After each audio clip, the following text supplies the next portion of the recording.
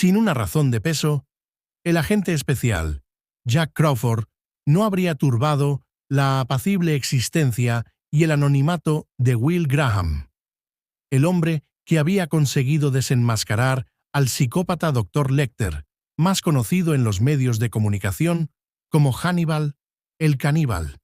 En efecto, las circunstancias que rodean los asesinatos de dos familias en Birmingham y en Atlanta convierten al investigador Graham en un hombre imprescindible del equipo de detectives que investigan el perfil psicológico del monstruo, el dragón rojo, y las horribles mutilaciones que inflige a sus víctimas.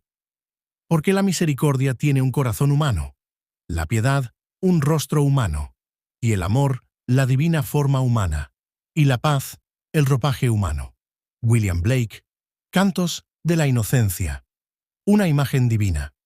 La crueldad tiene un corazón humano, y los celos un rostro humano, el terror la divina forma humana, y el secreto el ropaje humano. El ropaje humano está forjado en hierro, la forma humana una forja ardiente, el rostro humano un horno sellado, el corazón humano su fauce hambrienta. William Blake. Cantos de la Experiencia. Una imagen divina. Capítulo 1. Will Graham hizo sentar a Crawford junto a una mesa de picnic, entre la casa y el océano, y le ofreció un vaso de té helado. Jack Crawford miró la casa vieja y simpática, cuyas maderas cubiertas de litre plateado resplandecían en la diáfana luz. «Debí haberte agarrado en Marathon cuando salías de trabajar», dijo Crawford. «No querrás hablar de este asunto aquí». «No quiero hablar de eso en ninguna parte, Jack. Tú tienes que hacerlo, de modo que adelante. Pero no se te ocurra mostrarme ni una sola fotografía. Si trajiste algunas, déjalas en tu portafolio. Molly y Willy volverán pronto». «¿Qué es lo que sabes?» «Lo que publicaron el Herald de Miami y el Times», respondió Graham. «Dos familias asesinadas en sus casas con un mes de diferencia, una en Birmingham y otra en Atlanta. Las circunstancias eran similares». «Similares no, las mismas». «¿Cuántas confesiones hasta ahora?» 86, cuando llamé esta tarde», manifestó Crawford. «Todos locos. Ninguno conocía los detalles. Destroza los espejos y utiliza los pedazos rotos. Ni uno solo lo sabía». «¿Qué otra cosa les ocultaste a los periodistas?» «Que es rubio, diestro y realmente fuerte. Calza zapatos número 45. Un verdadero Hércules. Las impresiones son todas de guantes de goma». «Eso lo dijiste en público». «No es muy hábil con las cerraduras», comentó Crawford.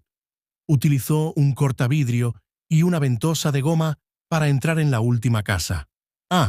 Su sangre es AB positiva. ¿Lo hirió alguien?» «Hasta ahora no lo sabemos. Analizamos su semen y saliva.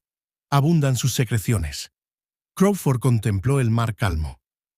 «Will, quiero hacerte una pregunta. Lo leíste todo en los periódicos.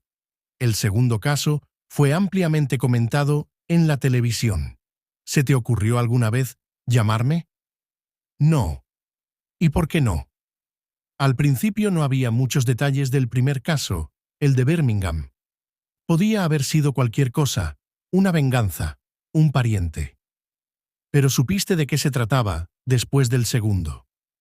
«Sí, un psicópata. No te llamé porque no quise. Ya sé con quién trabajarás en este caso. Cuentas con el mejor laboratorio. Con Heimlich en Harvard, Bloom en la Universidad de Chicago. Y te tengo aquí a ti, arreglando unos malditos motores de lanchas. No creo que fuera de mucha utilidad, Jack. Ya no pienso más en eso». «¿De veras? Atrapaste a dos. Los dos últimos que tuvimos, los atrapaste tú». «¿Y cómo?» «Haciendo las mismas cosas que haces tú y los demás». «Eso no es del todo cierto, Will. Es la forma en que piensas. Creo que se han dicho muchas estupideces sobre mi modo de pensar. Llegaste a conclusiones sin que nunca nos explicaras cómo lo hiciste. Las pruebas estaban a la vista». respondió Graham. Seguro. Seguro que estaban a la vista, y después aparecieron muchas más. Antes del arresto, teníamos tan pocas que difícilmente hubiéramos podido continuar. Tienes la gente necesaria, Jack. No creo que yo pueda mejorar en nada el equipo. Me mudé aquí para alejarme de todo ese ambiente. Lo sé. La última vez te hirieron. Ahora pareces estar bien. Lo estoy. Pero no es el hecho de quedar herido. A ti también te lastimaron. Me hirieron, pero no en esa forma. No se trata de haber sido herido. Decidí simplemente que ya era suficiente. No creo poder explicarlo. Por Dios, te aseguro que comprendería perfectamente bien que ya no pudieras volver a enfrentarlo. No. Mira. Siempre es feo tener que verlos, pero en cierta forma te las arreglas para poder funcionar, siempre y cuando estén muertos. El hospital, las entrevistas, eso es lo peor. Tienes que apartarlo de tu mente para poder seguir pensando. No me creo capaz de hacerlo ahora. Podría obligarme a mirar, pero me resultaría imposible pensar. Will, estos están todos muertos, dijo Crawford lo más suavemente que pudo.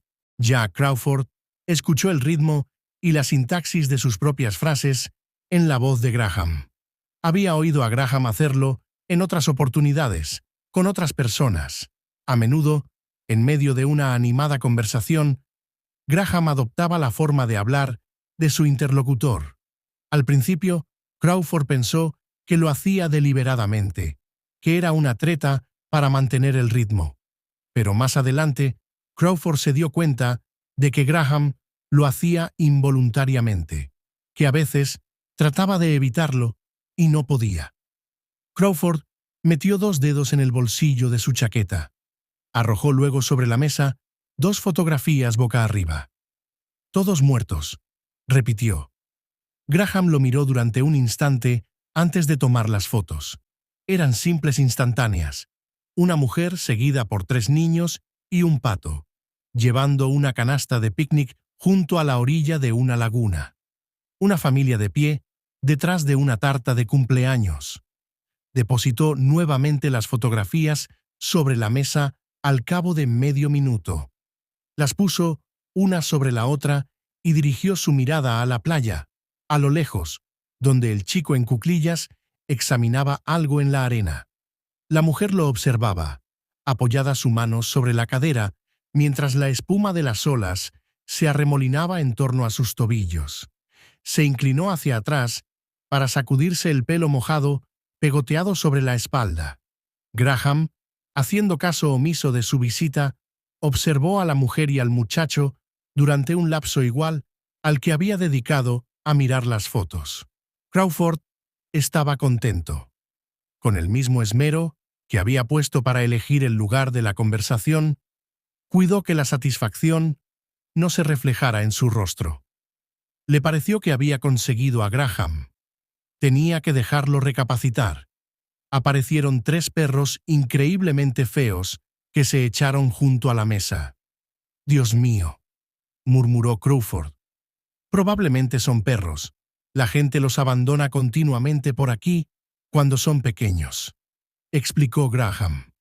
«Puedo deshacerme de los más o menos lindos, y el resto se queda dando vueltas por el lugar hasta que son más grandes.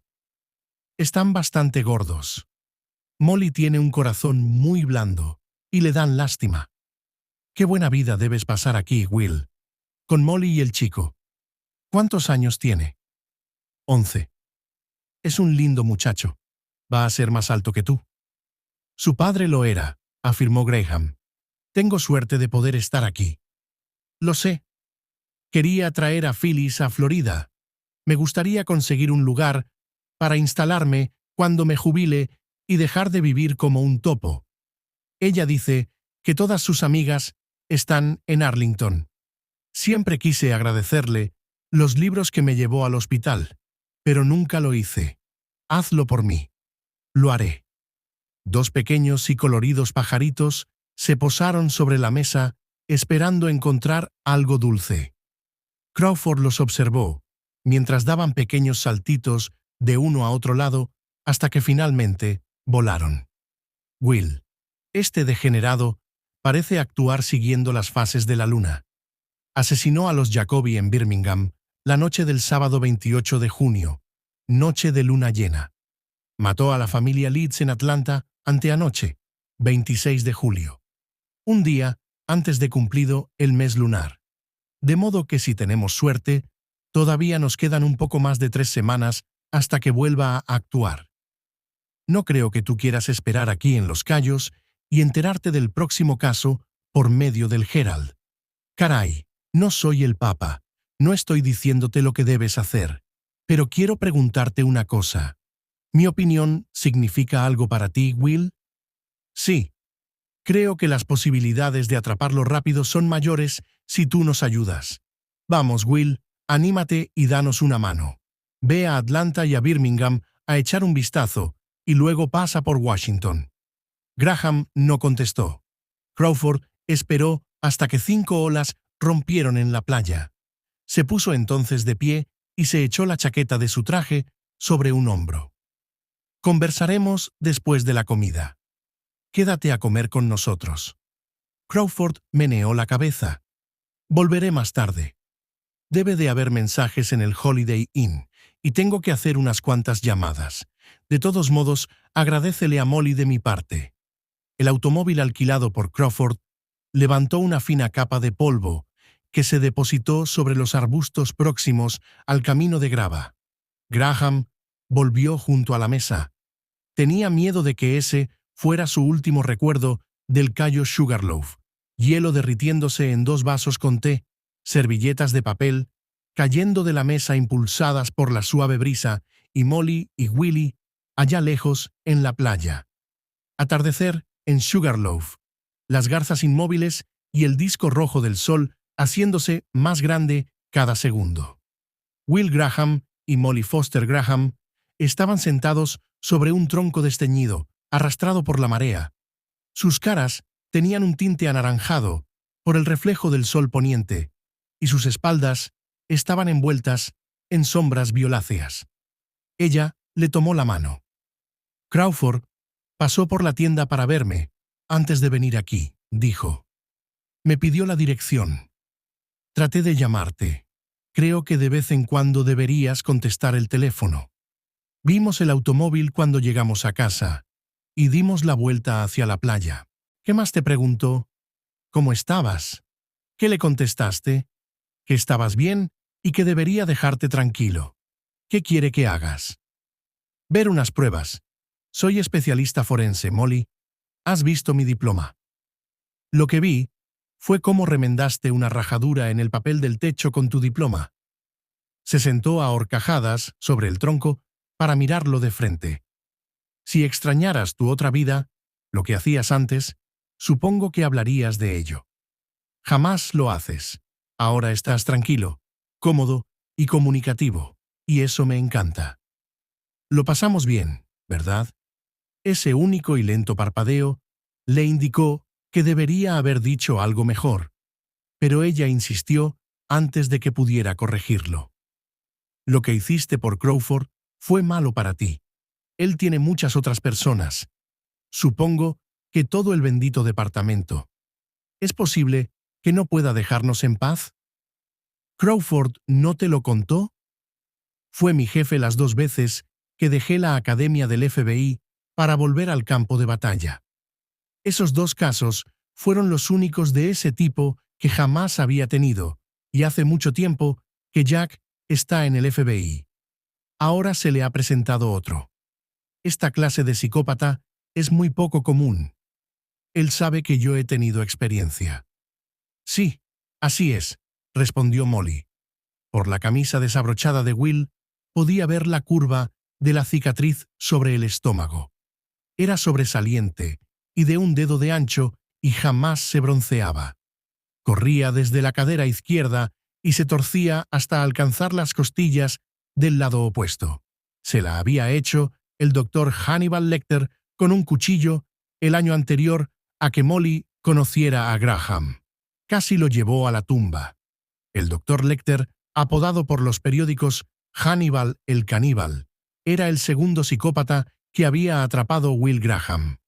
Cuando salió finalmente del hospital, presentó su renuncia a la Oficina Federal de Investigaciones, abandonó Washington y se puso a trabajar como mecánico de motores diésel para lanchas en un astillero de Marathon, en Los Cayos de Florida. Se había criado haciendo ese tipo de trabajo. Dormía en una casa rodante en el astillero hasta que apareció Molly y su destartalada mansión del Cayo Sugarloaf. Él se sentó también a horcajadas sobre el tronco y aferró las manos de Molly. Los pies de ella se deslizaron bajo los de Graham. Muy bien, Molly. Crawford cree que yo tengo un olfato especial para los monstruos. Es casi como una superstición. ¿Y tú piensas como él? Graham contempló 3 pelícanos que volaban en fila sobre los bajíos del mar. Molly, un psicópata inteligente, especialmente un sádico, es muy difícil de atrapar por varias razones. En primer lugar, porque no existe un motivo que se pueda rastrear. De modo que esa posibilidad queda descartada, y generalmente no podrás contar con ninguna ayuda por parte de soplones. Verás, en la mayoría de los arrestos es más importante el papel de los soplones que el de los detectives. Pero en casos como este, no hay soplones. Quizás él ni siquiera sabe lo que está haciendo. De modo que debes aprovechar todas las pruebas que tengas y deducir lo demás. Tienes que tratar de reconstruir su forma de pensar, tratar de encontrar pautas. Y seguirlo y enfrentarlo, señaló Molly. Tengo miedo de que si te lanzas tras ese maniático o lo que sea, te haga lo mismo que te hizo el último. Exactamente. Y eso es lo que me aterra. Nunca me verá ni conocerá mi nombre, Molly. La policía será la encargada de detenerlo si es que lo encuentran. Yo no. Todo lo que Crawford quiere es otro punto de vista. Ella observó el sol color púrpura que parecía desparramarse sobre el mar. Unos cirros altos resplandecían sobre él. A Graham le encantaba la forma en que Molly giraba la cabeza, ofreciéndole con gran naturalidad su peor perfil. Podía ver latir el pulso en su cuello y recordó súbita e intensamente el sabor a sal en su piel. Tragó y dijo: ¿Qué demonios puedo hacer? Lo que ya has decidido. Si te quedas aquí y ocurren nuevas muertes, tal vez eso te haga odiar este lugar, a la hora señalada y todas esas tonterías. Si fuera así, no me harías realmente ninguna pregunta. ¿Y qué responderías si te hiciera una pregunta? Quédate aquí conmigo, conmigo, conmigo, conmigo. Y Willy lo incluiría también a él si sirviera de algo. Se supone que debo secarme los ojos y agitar mi pañuelo. Si las cosas no funcionan bien, tendré la satisfacción de que hiciste lo correcto. Durará tanto como el toque de silencio. Entonces podré volver a casa y conectar un solo lado de la manta eléctrica. Estaré detrás de todos. No lo creo ni por un minuto. Qué egoísta soy, ¿verdad? No me importa. A mí tampoco. Esto es tan agradable y pacífico. Todo lo que te pasó antes contribuye para que lo sepas. Para que lo valores, quiero decir. Él asintió. No quiero perderlo por nada del mundo, dijo Molly. No, no lo perderemos. Oscureció rápidamente y Júpiter apareció, bajo, en el sudoeste. Crawford volvió después de la comida. Se había quitado la chaqueta y la corbata y arremangado la camisa para parecer más informal. A Molly le parecieron repulsivos los gruesos y pálidos antebrazos de Crawford. Le daba la impresión de ser un maldito mono sabio. Le sirvió una taza de café bajo el ventilador del porche y se sentó junto a él mientras Graham y Willy salían a darles de comer a los perros. No dijo una sola palabra. Las mariposas golpeaban suavemente contra las persianas. «Tiene muy buen aspecto, Molly», dijo Crawford. «Ambos lo tienen, delgados y bronceados. Diga lo que diga, se lo llevará, ¿verdad?» «Sí, tengo que hacerlo. Es preciso. Pero le juro por Dios, Molly, que trataré de que sea lo más llevadero posible para él. Ha cambiado. Qué gran cosa que se casaran. Cada vez se siente mejor. Ya no sueña tan seguido. Estuvo realmente obsesionado por los perros durante un tiempo. Pero ahora solo se ocupa de ellos. No habla de ellos constantemente. Usted es su amigo, Jack. ¿Por qué no puede dejarlo en paz? Porque tiene la mala suerte de ser el mejor. Porque no piensa como los demás. Porque no sé cómo nunca se ha encasillado. Él cree que usted quiere que vea unas pruebas. Quiero que vea unas pruebas. No hay nadie mejor para eso. Pero tiene esa otra cosa además. Imaginación, percepción, lo que sea. Pero esa parte no le gusta. Si usted la tuviera, tampoco le gustaría. Prométame algo, Jack. Prométame que se encargará de que no se acerque demasiado. Creo que lo destruiría tener que luchar. No tendrá que luchar. Puedo prometérselo. Molly ayudó a Graham a preparar su equipaje una vez que terminó con los perros. Capítulo 2. Will Graham condujo lentamente el automóvil mientras pasaba frente a la casa en la que había vivido y muerto la familia de Charles Leeds. Las ventanas estaban a oscuras. Una luz brillaba en el patio.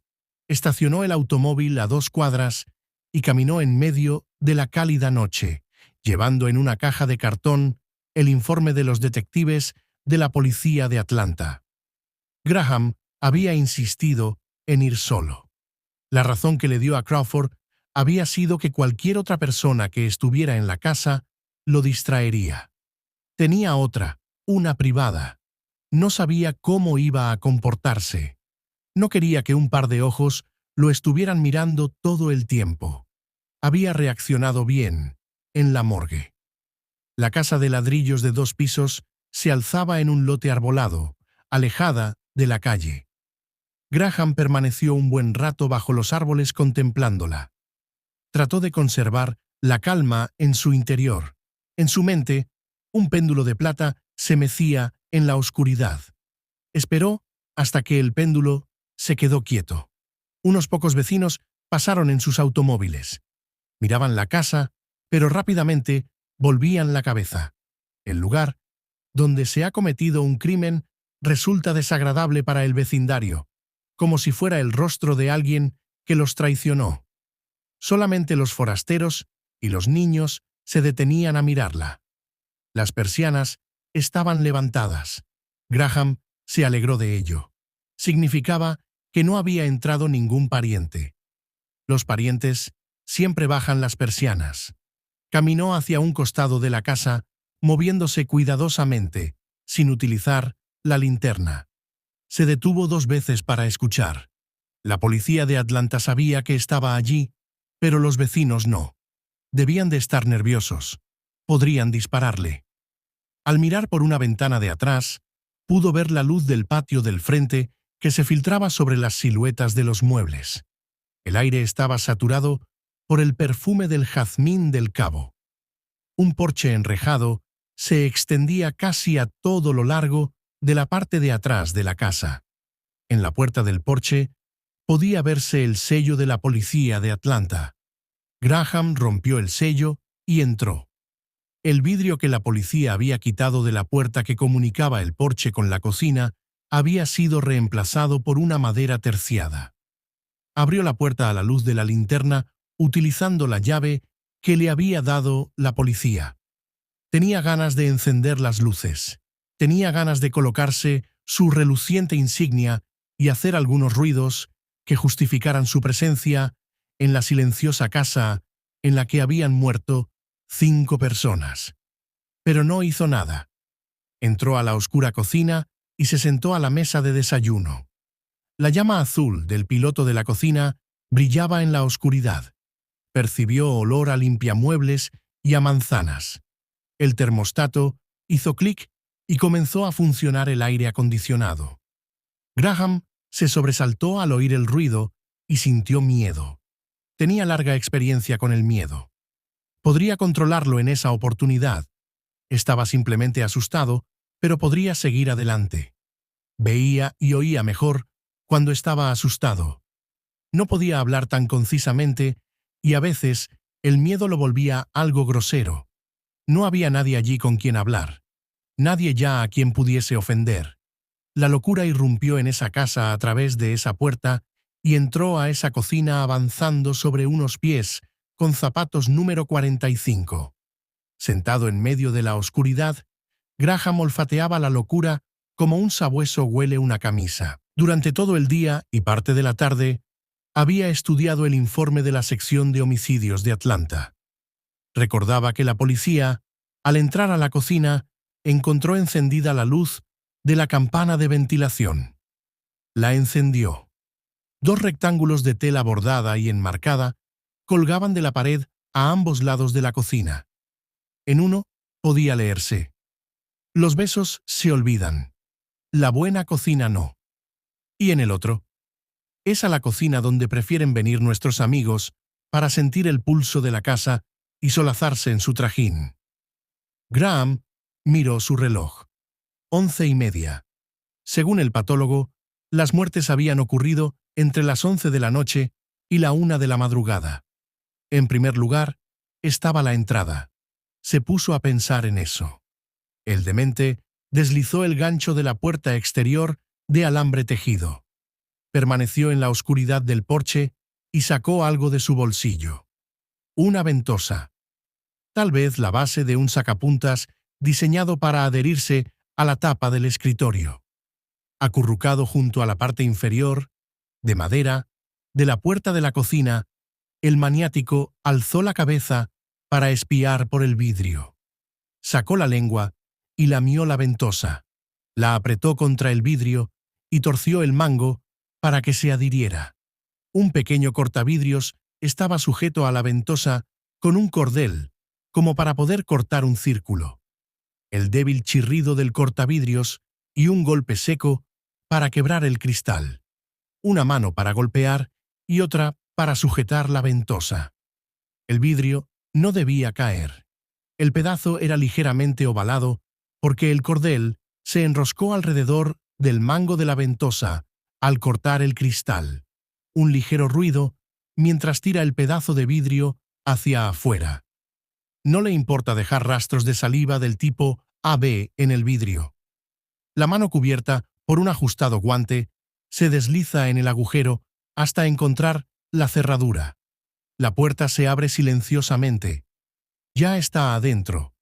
La luz de la campana le permite ver su cuerpo en esa cocina extraña. Reina una fresca y agradable temperatura en el interior de la casa. Will Graham ingirió 2 D-Gels. Le molestó el crujido del celofán al guardar el paquete en su bolsillo.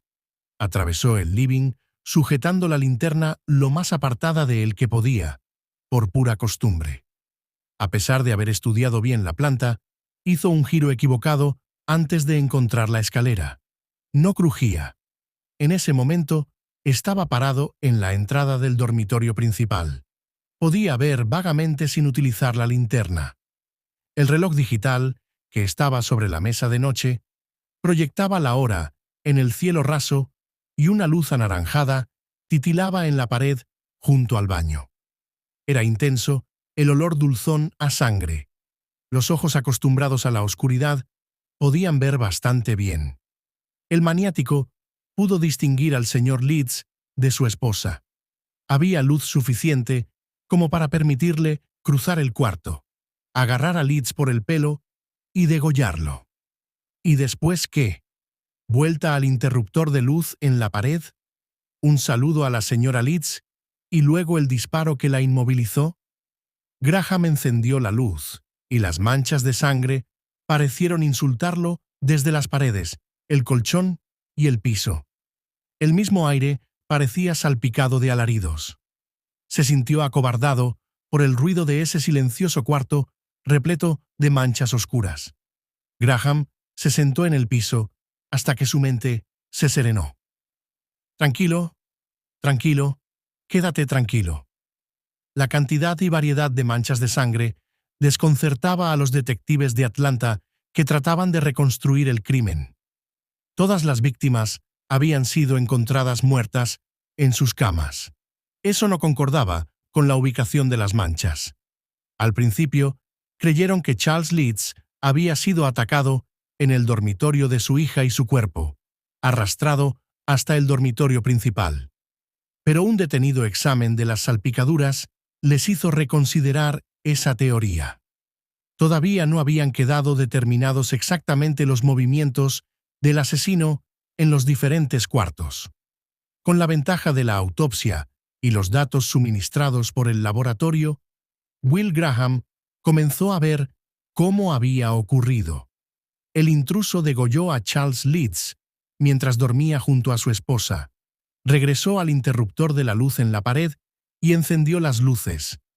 Pelos y fijador de la cabeza del señor Leeds fueron dejados en la placa del interruptor por un guante suave. Le disparó a la señora Leeds cuando se incorporó y luego se dirigió a los cuartos de los chicos. Leeds se levantó con la garganta seccionada y trató de proteger a sus hijos, dejando a su paso grandes gotas de sangre y el inconfundible rastro de una arteria cortada mientras trataba de luchar. Fue empujado hacia un lado, cayó y murió con su hija en el dormitorio de ella. Uno de los dos niños fue muerto en la cama de un disparo. El otro fue encontrado también en la cama, pero tenía en el pelo pequeñas bolitas de tierra. La policía creía que había sido sacado primero de debajo de la cama y luego muerto de un balazo. Cuando estaban todos muertos, a excepción posiblemente de la señora Leeds, comenzó el destrozo de espejos, la selección de trozos y la ulterior dedicación a la señora Leeds. En la caja de cartón, Graham tenía copias de los informes completos de las autopsias. Allí estaba el de la señora Leeds. La bala había entrado a la derecha de su ombligo y se había alojado en la espina dorsal, pero la mujer había muerto por estrangulamiento. El aumento del nivel de serotonina y de histaminas en la herida de bala indicaba que había vivido por lo menos 5 minutos después del disparo. El nivel de la histamina era mucho más alto que el de serotonina, por lo tanto, no había sobrevivido más de 15 minutos. La mayoría de sus otras heridas habían sido hechas, probablemente, después de muerta. Si las demás heridas eran post-mortem, ¿qué hacía el asesino en ese intervalo mientras la señora Leeds esperaba la muerte? En eso pensaba Graham. Luchar con Leeds y matar a los otros, por supuesto, pero eso no le habría llevado más de 1 minuto. Romper los espejos. ¿Y qué más? Los detectives de Atlanta eran muy meticulosos. Habían medido y fotografiado todo exhaustivamente. Limpiaron y rastrillaron y retiraron las válvulas de los desagües. No obstante, Graham lo revisó todo por su cuenta. Sabía dónde habían sido encontrados los cadáveres gracias a las marcas hechas por la policía en los colchones y a las fotografías que tomaron.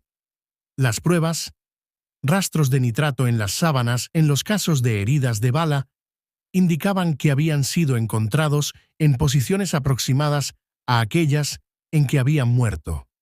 Pero la profusión de manchas de sangre y de marcas y huellas borrosas en la alfombra del hall seguían sin poder explicarse. Uno de los detectives sugirió que algunas de las víctimas habían tratado de escapar del asesino arrastrándose. Graham no estaba de acuerdo. Evidentemente, el criminal las había movido después de muertas y luego las había colocado nuevamente en el lugar donde estaban cuando las asesinó. Era obvio lo que había hecho con la señora Leeds. Pero ¿y los demás? No los había desfigurado, como hizo con la señora Leeds. Cada uno de los niños tenía una única herida de bala en la cabeza. Charles Leeds se desangró hasta morir, contribuyendo la sangre aspirada. La única marca adicional que presentaba era superficial, la de una atadura alrededor del pecho, aparentemente post-mortem. ¿Qué hizo con ellos el asesino después de matarlos? Graham sacó de la caja las fotografías policiales, los informes del laboratorio sobre los diferentes tipos de sangre y las manchas orgánicas del cuarto y muestras comunes para comparación de trayectorias de regueros de sangre. Repasó minuciosamente todos los dormitorios del primer piso, tratando de hacer coincidir las heridas con las manchas, tratando de trabajar marcha atrás. Dibujó cada mancha en un plano en escala del dormitorio principal, valiéndose del muestrario para comparar y poder así estimar la dirección y velocidad del goteo. En esta forma, esperaba poder descubrir la posición de los cuerpos en diferentes momentos. Había una hilera de 3 manchas que subían y daban la vuelta a un rincón de la pared del dormitorio y 3 pequeñas manchas en la alfombra debajo de ellas. La pared de la cabecera de la cama estaba manchada del lado donde había estado Charles Leeds y se veían las marcas de unos golpes sobre los zócalos. El diagrama de Graham empezó a parecerse a esos juegos de entretenimiento en que deben unirse los números con una raya para obtener un dibujo, pero en este caso no había números. Se quedó contemplándolo, miró nuevamente la habitación y luego retomó el dibujo hasta sentir que su cabeza estaba por estallar. Entró al baño y tomó sus 2 últimas pastillas de Bufferin, utilizando las manos para beber el agua de la canilla del lavatorio. Se mojó la cara y la secó luego con el faldón de su camisa. El agua se derramó sobre el piso. Había olvidado que habían quitado las válvulas y sifones de los desagües. De no ser por eso, el baño estaba perfecto, a excepción del espejo roto y de los rastros del polvo rojo utilizado para las impresiones digitales llamado sangre de dragón. Los cepillos de dientes, las cremas faciales, la afeitadora, todo estaba en su lugar. Daba la impresión de que el baño todavía era utilizado por la familia. Las medias de la señora Leeds colgaban todavía del toallero donde las había dejado para que se secaran. Advirtió que había cortado la pierna de un par que tenía unos puntos corridos, para poder utilizar 2 pares de una sola pierna, y en esa forma ahorrar dinero. La pequeña y modesta economía de la señora Leeds le llegó muy hondo. Molly hacía exactamente lo mismo. Graham se deslizó por una ventana hacia el techo del porche y se quedó sentado sobre las ásperas tejas. Abrazó las rodillas al sentir el frío de la camisa húmeda en su espalda y resopló para ahuyentar el olor a masacre que impregnaba su nariz.